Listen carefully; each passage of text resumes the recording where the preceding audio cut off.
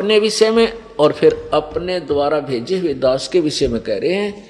सात दीप नौ खंड में, सात दीप नौ खंड में, गुरु से बड़ा ना कोई, करता करे न कर सके, गुरु करे सो होवे।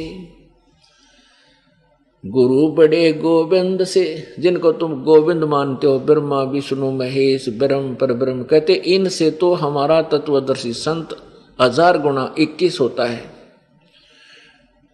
यानी उनसे उस अत्यधिक लाभ वो देता है।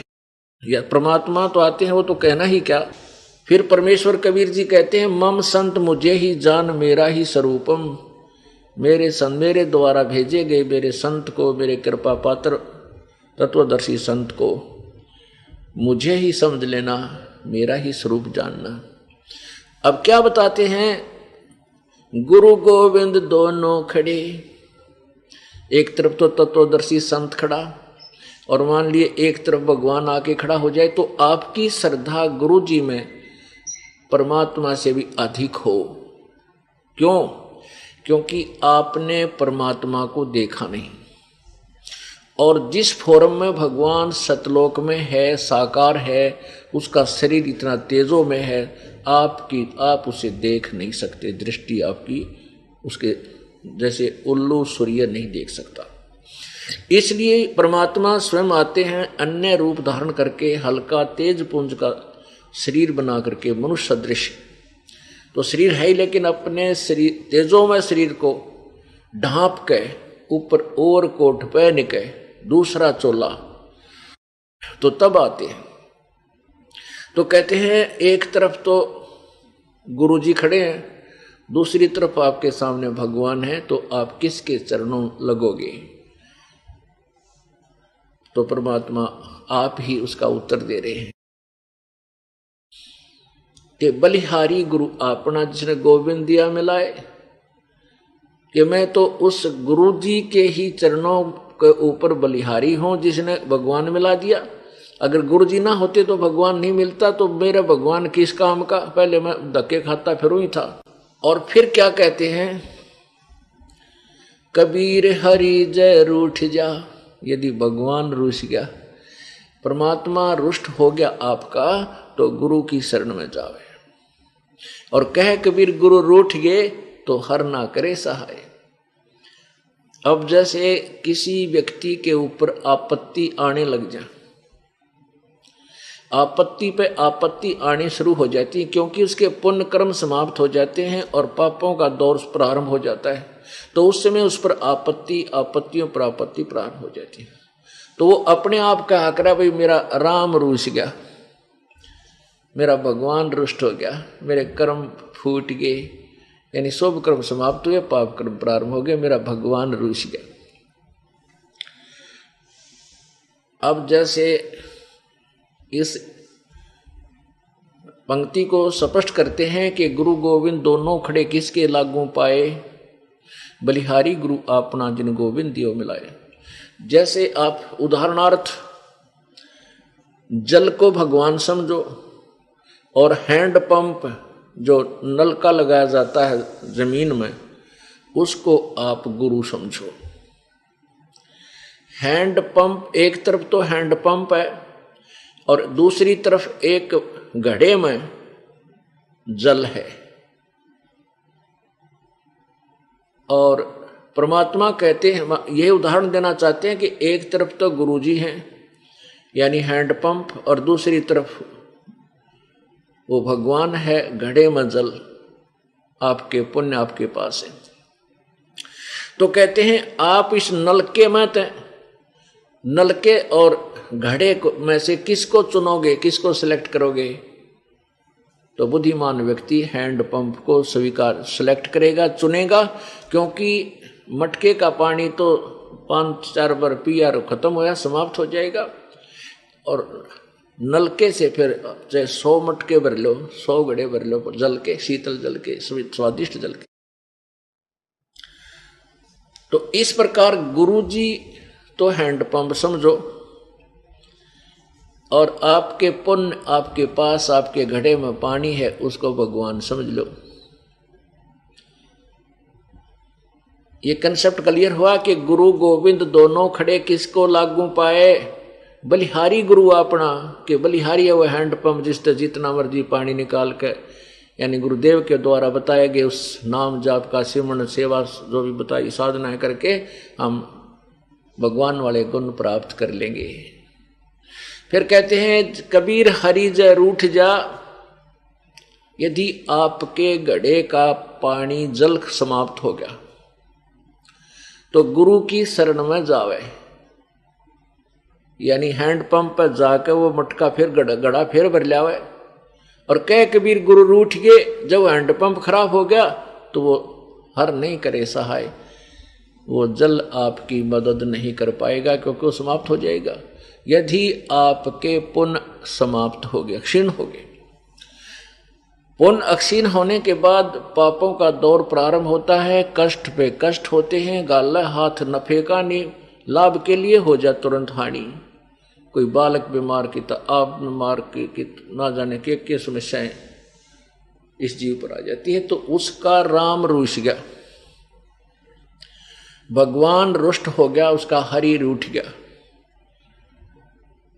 और उसका क्या विकल्प है कि गुरु के पास जावे, उस हैंडपंप के पास जावे और फिर उसकी जैसे वो उसकी क्रिया होती है उसे लाभ लेने की, कि गुरु जी के समक्ष गीता जी अध्याय नंबर 4 के श्लोक नंबर 34 में कहा है कि उस तत्व ज्ञान को जो सच्चिदानंद घन, गीता जी अध्याय नंबर 4 के श्लोक 25 से लेकर 34 तक का विवरण है कि कोई साधना किसी तरह करता है, कोई किसी तरह करता है, और उस साधनाओं को वो सब पाप नाशक जानते हैं।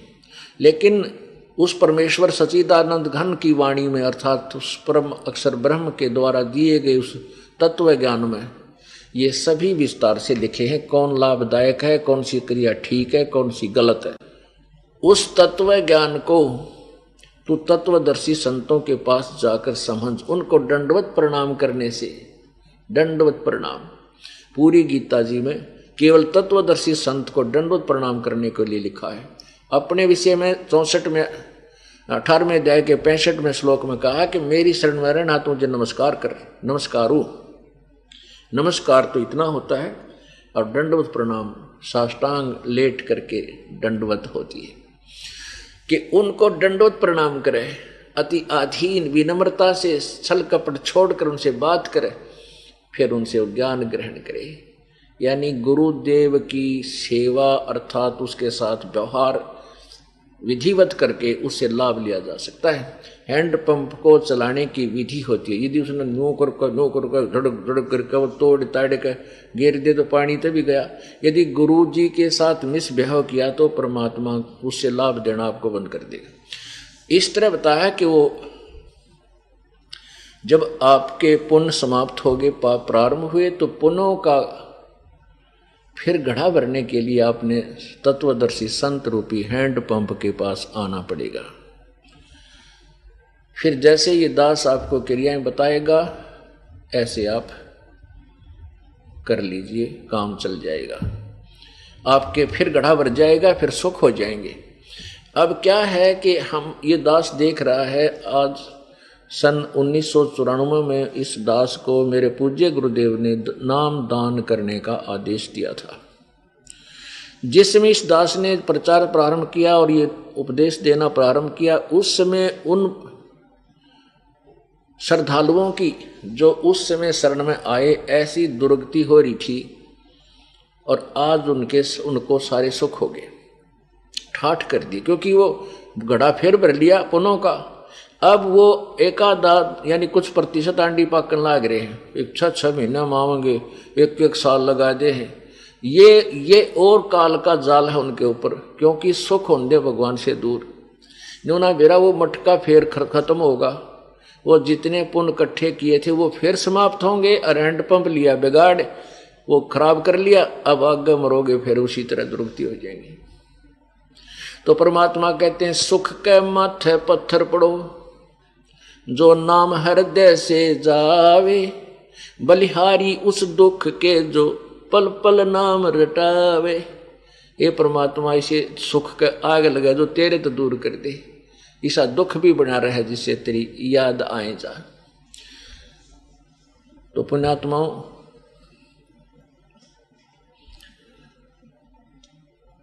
गुरुदेव के विषय में हमने कितना सावधान रहना चाहिए।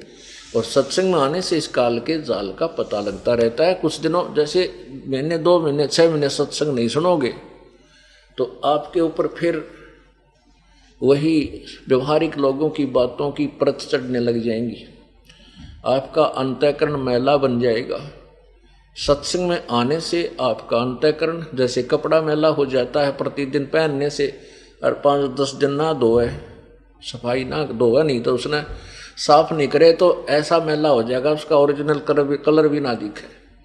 तो उसको प्रतिदिन साफ कर ले, प्रतिदिन ना करे तो भाई 2-4-10 दिन में अवश्य धो ले। यानी हफ्ते में तो अवश्य आ जाओ, हफ्ते में नहीं तो 15 दिन में, 15 दिन में नहीं आ सकते तो महीने में तो चूक क्या मत करो। यदि तुमने परमात्मा पाना है और यदि एक मटका भर के घर बैठ जाना है तो वो आपकी मौज है, वो मटका आपका खत्म होगा, इस जन्म में ना होगा, अगले में हो जाएगा, फिर गधे बनोगे। तो हमने ये पीछा छुटवाना पड़ेगा और आखिरी सांस तक इस सद्दास की शरण में रहना पड़ेगा और दर्शनार्थ और सत्संग सुनने के लिए अपने आना पड़ेगा, नहीं तो आप फिर फेल हो जाओगे। और ये असंग जन्म हो गया, हमने बरमते और भटकतों को ये पीछा छुटवाना पड़ेगा। अब गुरुदेव की इतनी महिमा है तो कबीर परमेश्वर क्या बताते हैं कि आपके हृदय में कैसी भावना होनी चाहिए। जय इब कै सतगुरु मिले, सब दुख आँखों रो,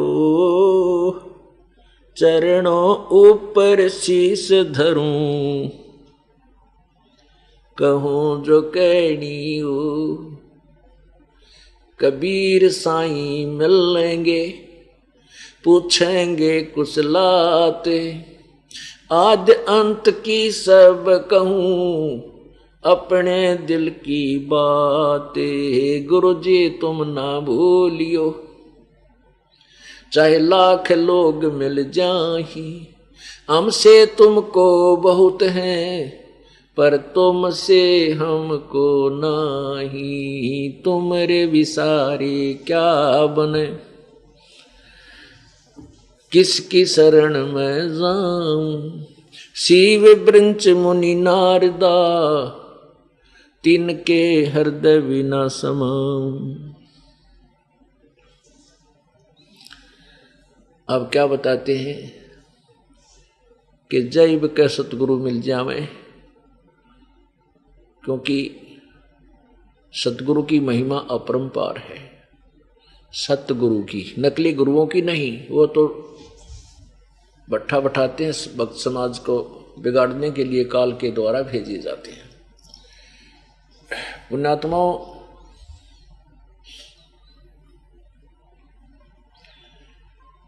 अब काल जो है ये सत भक्ति नहीं करने देता। अच्छी आत्माएं जो कभी परमेश्वर के चरणों में कबीर जी के जब आए थे, वो स्वयं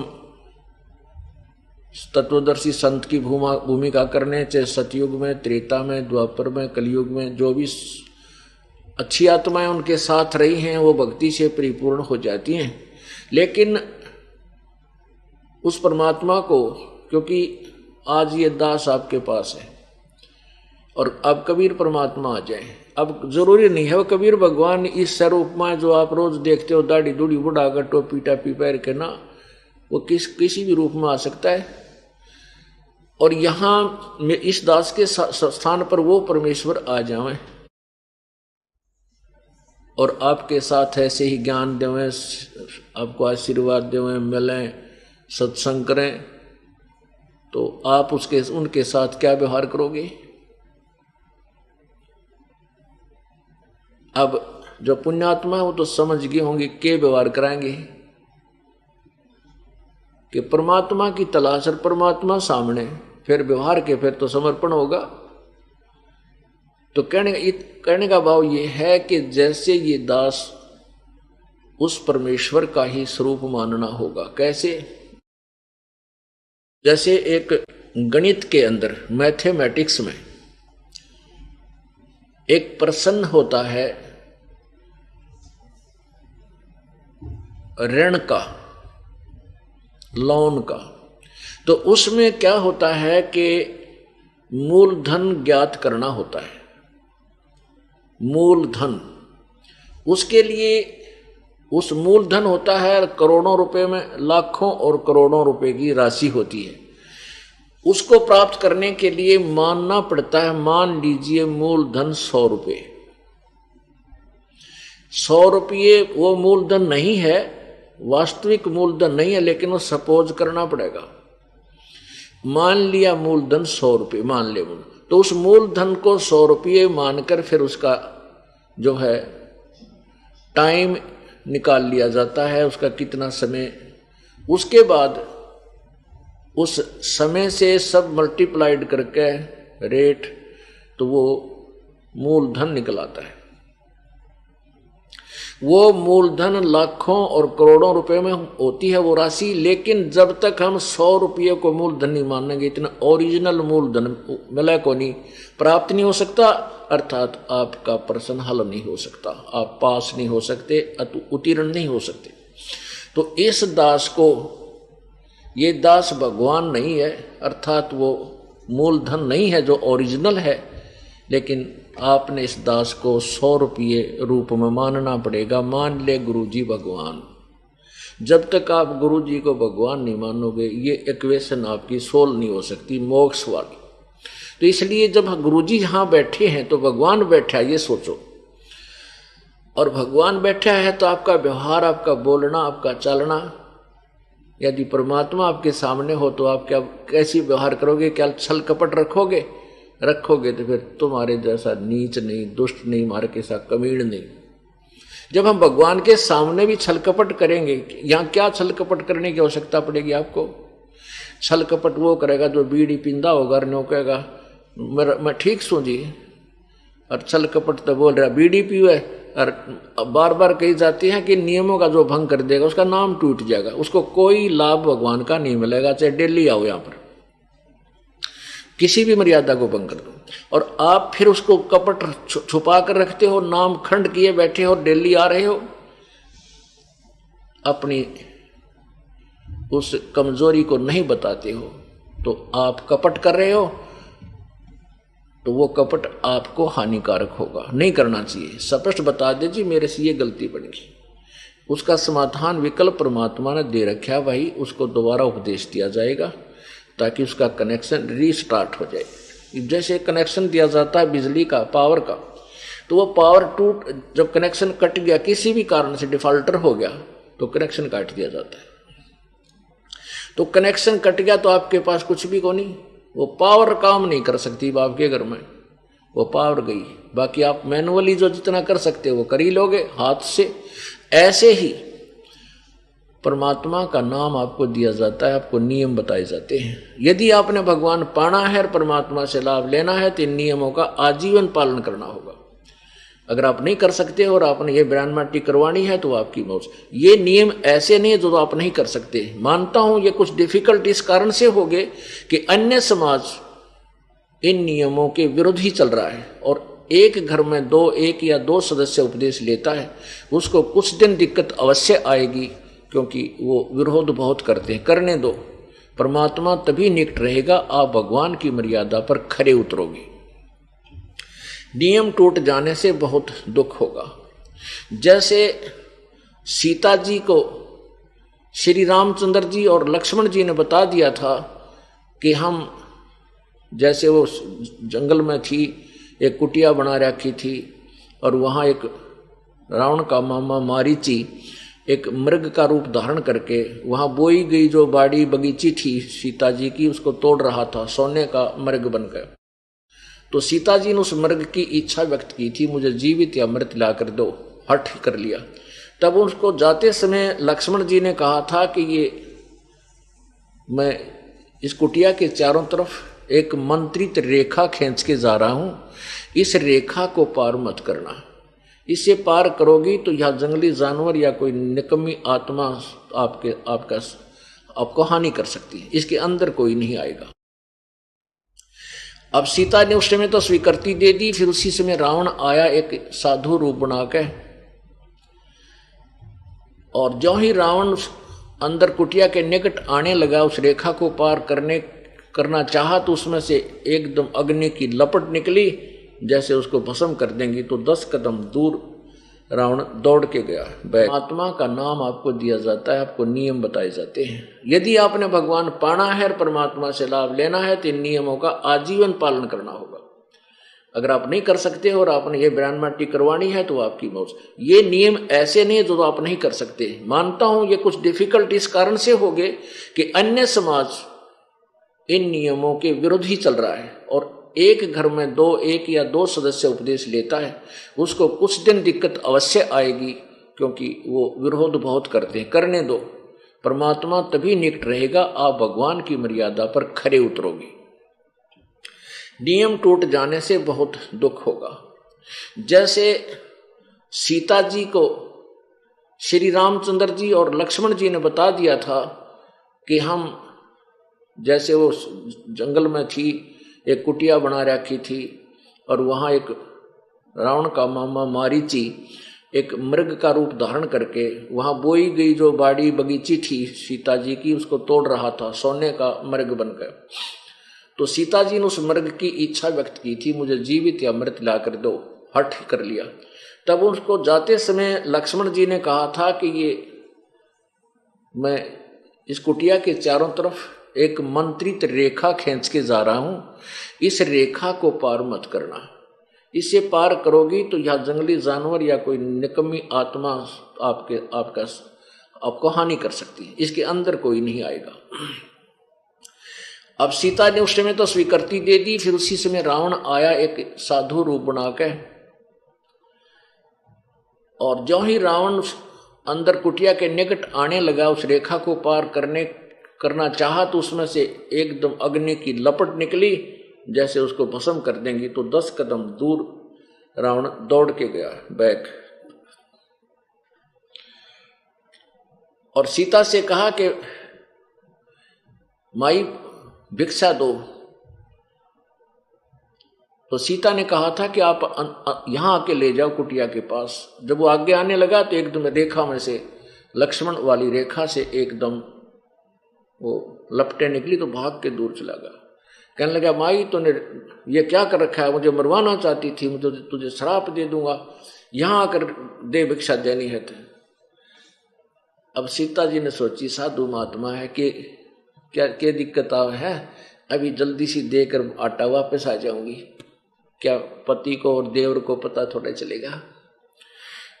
अब वह तो उसकी नालायक सोच थी। वह बॉडी बूझ थे जो ये कह गए थे वैसे बाहर मत निकलना, तो उस फट दे ले काटर रेखा से बाहर गई थी। रावण ने ठठा ली और पटकी वहां लखा बाग में जाके अपनी ब्राह्मणी करवाई, लाखों करोड़ों व्यक्ति मरवा दिए। उस एक नालायक ने जरा सी मर्यादा उल्लंघन करके। तो पुण्यात्माओं, ये परमेश्वर का मार्ग है, काल के जाल से आपने निकलना है, तो परमात्मा की मर्यादा से बाहर नहीं जाना। बाहर जाओगे तन्मय दुर्गति आपकी बनी रहेगी, परमात्मा आपकी मदद नहीं करेगा, क्योंकि परमात्मा और काल का एक अनुबंध हुआ है। वो आने वाले समय में बताएंगे कि जब लगे हंसा हमरी आना, काल लगे ना तेरा बाणा। कि जब तक मेरी प्यारी आत्मा मेरी मर्यादा में रहेंगी, तब तक काल तेरा अटैक, तेरे द्वारा छोड़े गए जो चोट है, किसी का बेटा मार दे, किसी की बेटी मार दे, किसी की टांग कट गई, किसी का कैंसर होगी, किसी के और हानि कर दी, कि तब तक जब तक वो हंस मेरी मर्यादा में रहेगा, तेरा कोई तीर बाण मेरे हंस पर नहीं लग सकता। वो सुरक्षा कवच दे दिया भगवान ने इन नियमों का। और इनको तोड़ोगे तो लक्ष्मण वाली रेखा तुमने तोड़ दी, फिर काल तुम्हारा कुछ भी कर सकता है।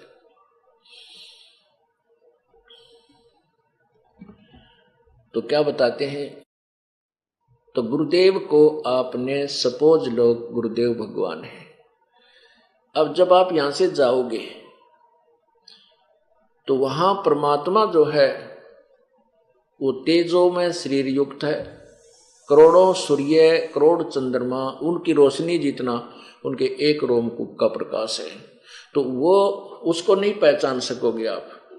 वहां वो परमेश्वर अन्य रूप में इस दास के रूप में आपके समक्ष होगा।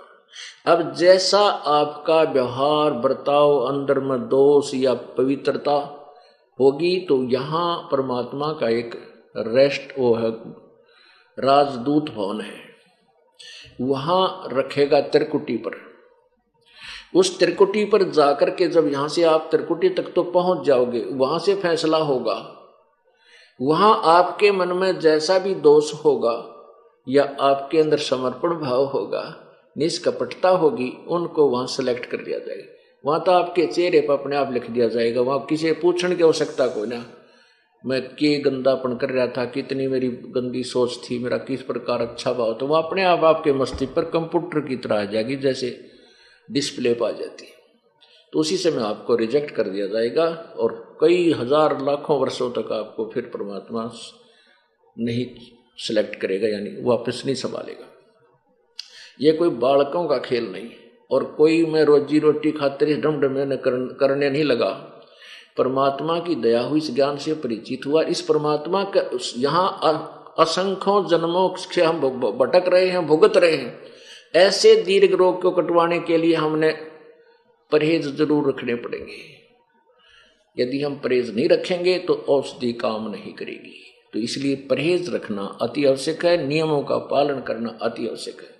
बीड़ी शराब मांस तमाकू कभी छूना, ना पीना, ना पिलाना, ना किसी का सहयोग देना। चोरी ठगी जारी रिश्वतखोरी 2 नंबर का काम भूल के नहीं करना। परमात्मा देगा उस तो पूरा पटेगा, उससे आपके घर में सुख होगा, आपके शरीर में सुख होगा। आपने किसी को लूट कर 2 नंबर ठग के पैसे इकट्ठे कर भी लिए, वो ऐसी दुर्गति तो जाएंगे, रोए भी घर, पैसे भी जाएंगे। मैंने ऐसा निकम्मा बालक पैदा हो जा लड़का, वो सारे पैसे न बर्बाद करे और पिताजी देख कर रोए और फिर बेटा भी मर जा। एक बता रहा था दास ने, ये नाम नहीं लिया था, उससे पहले की बातें। वो कह रहा था, रो रहा था कि मैं रिटायर होया मिलिट्री से, और मिलिट्री में उसका एक ऐसे स्थान पर पोस्टिंग रही तकरीबन कि जहां सेल और परचेज पूरी प्लाटून की होया करती थी। तो उसने खूब इधर उधर की जुगाड़ जोड़ के काफी पैसे लाया। तो उसका लड़का एक का बेटा था, उस बेटे ने आते ही कहा, कहने लगा पिताजी मैं तो जीप लूंगा। अब इकलौता बेटा जिद कर ली, जवान हो रहा था, कॉलेज में जावा था, जीप ले ली, फिर एक पिस्टल ले लिया फिर उसने अपने साथियों के साथ शराब पीने लग गया, कि तो बकवास करावा, कि तो झगड़ा कर ले, उसके मुकदमे शुरू हो गए और आखिर में एक्सीडेंट में मृत्यु को प्राप्त हो गया। जिस बेटे के लिए उसने अपना धर्म कर्म बिगाड़ा और रोया, पैसे वो फूका, बेटा पैसे फूका, रो घर बैठ कर कोण में बैठ कर रोए, मेरा नाश करेगा। अब वो पैसा रहा नहीं और बेटा रहा नहीं, जिसकी खातिर इतने पाप इकट्ठे किए, और वो पाप न्यो के न्यो रह गए।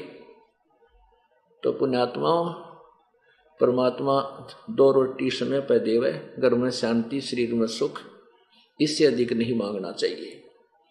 जिसके पास मान ले अरब और खरब पैसे हैं, 1-2 फैक्ट्री भी है, कल न मृत्यु हो जा, कुत्ता बनकर उस फैक्ट्री की गली में उसका कमर ला कर बैठेगा, अंदर कोई प्रवेश ना कर दे उसको। तो हमने सतलोक जाकर के अपना ये स्थायी स्थान प्राप्त करना है। उसके लिए परमात्मा कहते हैं, जय इब के सतगुरु मिले, सब दुख आँखों रो, चरणों ऊपर शीस धरूं, कहूं जो कहनी हो। अब क्या बताते हैं कि गुरु जी तुम ना भूलियो, चाहे लाख लोग मिल जाए, कि परमात्मा है गुरुदेव, प्रभु रूप परमात्मा गुरुदेव, आप हमें ना भूलना। आपको हमारे जैसे श्रद्धालु तो एक से एक अच्छे मिल जाएंगे, लेकिन हमें आप जैसे गुरुदेव नहीं मिल सकते। यानी आपके हृदय में इतनी तड़प हो कि हे भगवान मुश्किल से रह पाया, हे परमात्मा कैसे दया हुई, ऐसा मार्ग ऐसे गुरु जी के जो ना वचन सुनने को मिले, कहीं फिर गलती ना बन जाए और हम काल के जाल में ना फंस जाएं। हमें मतलब इस तरह की प्रार्थना आपके हृदय में रह रहकर अंदर से उमंग सी उठे, हिलोर उठे आपकी। उसके लिए कहते हैं कि गुरु जी तुम ना भूलियो, चाहे लाख लोग मिल जा, चाहे आपके लाखों से सो जा, हमें भूलना नहीं। हमारे जैसे सच तो आपके पास बहुत हो जाएंगे, लाखों और करोड़ों भी हो सकते हैं, लेकिन हमने तो आपके अतिरिक्त दूसरा कोई दिखाई नहीं देता। अब कहते हैं तुमरे विसारे के बने वे, तुमरे विसारे क्या बने, मैं किसकी शरण में जाऊं, कोई ठिकाना नहीं दिखता, कोई दूसरा संत नहीं पृथ्वी पे। और ब्रह्मा विष्णु शिव और ये नारद जैसे इनके हृदय में भी हमारे प्रति जगह नहीं रही, क्योंकि हम सारा दिन इनकी पोल पाड़ा ब्रह्मा विष्णु महेश की यथार्थ बात बतावा कि ये भगवान नहीं है, ये पूजा के योग नहीं है, ये नासवान है। और अभी तक अब जैसे कोई किसी के विषय में बता रहा था, एक किसी गांव का व्यक्ति शहर में रहा करता, उसने बता रखा हमारा जो ना 100 किले जमीन है, 3 ट्रैक्टर चाल है, और उनका 1 बीघा जमीन और घर का जो है ना ट्रैक्टर तो छोड़ बैल भी को नहीं। तो उसके गांव का चला गया, वहां पर पड़ोस में किराए पर रहने लगा। उसने उसकी सच्चाई बता दी कि ना तो इसका किला 1 एकड़ जमीन है और बैल भी नहीं, उसको भी ठेका पे दिया कि इसका ना खख भी। उसने उसका पता लग गया तो उसने फिर उसके साथ लड़ाई करी। यह स्वाभाविक बात है, वो तो चौधरी बना रहा था, हांडी पाक रहा था।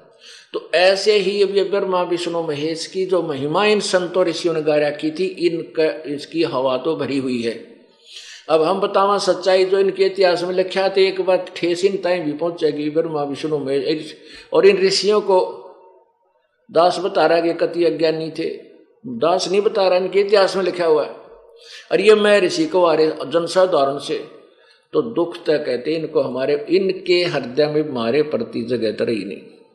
ठीक है, हम शरण कबीर परमेश्वर की होगी, इसलिए इनकी बसा नहीं रही, हमें कोई हानि पहुंचा दे, हम पूर्ण परमात्मा की शरण में। एक भगत था, वो कह रहा था जी मैं अपनी बहन का चला गया,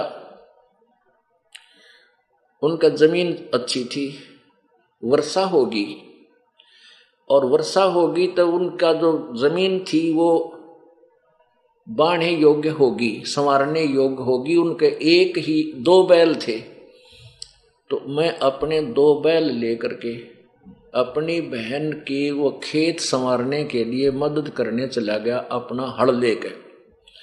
तो मैं दूसरे खेत में संवार रहा था, वो बहन का बटेऊ दूसरे खेत में हल जोत रहा था। काफी फैसला था हमारा आपस में।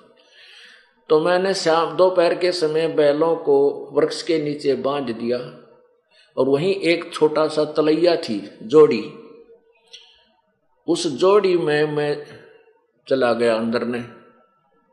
वहां क्या देखा कि एक मंडी सी बना रखी, 2-1 फुट ऊंची, वो बना देते हैं पैतरा का स्थान है, वो बना रखा। और वहां पर एक बेली गुड़ की दर रखी, एक दठी गुड़ बढ़िया वाला, वो पूजा करके गया था कोई दोपहर ने, और मेरा वहां जाना हो गया। मैंने वो गुड़ उठा के उस मंडी पर तय और फोड़ के वो बैलों का आगे डाल दिया, जो वो चारा खा रही थी, छका दिए, कुछ आप खा लिया।